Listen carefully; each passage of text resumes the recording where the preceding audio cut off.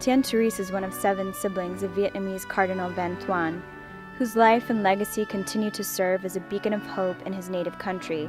The late Cardinal's case is currently being considered for beatification. Tian reminisces about birthday parties, family reunions, and travels. In the family, I never seen him angry with us.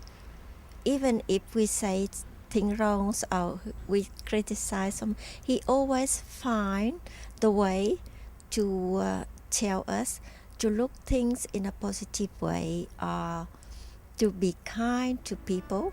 Francois Xavier Van Thuan was a nature lover. When he was named cardinal, he brought a bonsai tree with him to the Pontifical Council for Justice and Peace. His other main hobby was cooking. His specialty was cooking with vegetables and fish. He loves cooking also. He loves, sometimes he has time, he loves to cook for my brother, for my mother. He cooks just simple porridge, I think. Cooks for his, seminarian. Yes, and cooks for invite people to come. But those happy days ended when Monsignor Van Thuan was arrested by the Viet Cong months after being appointed Bishop of Saigon. His family was forced to flee the country, and his sister Tien moved with some of the family members to Australia. During the 13 years that her brother was in prison, 9 of which were in solitary confinement, they received little news of his condition.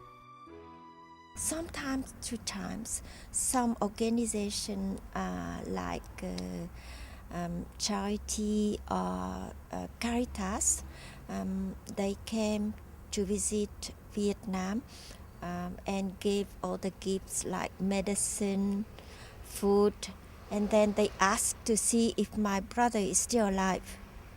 And that person was able to talk to him.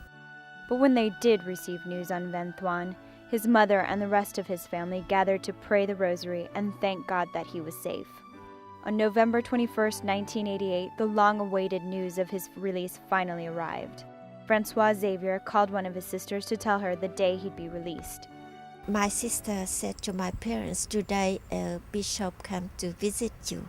And my parents dressed up and then my brother knocked at the door and came in, and my mother was so happy, and my father couldn't speak. Tian Therese keeps the shoes her brother wore while he was in prison, but the most meaningful memento she keeps is his enduring optimism and his inextinguishable will in fighting for justice.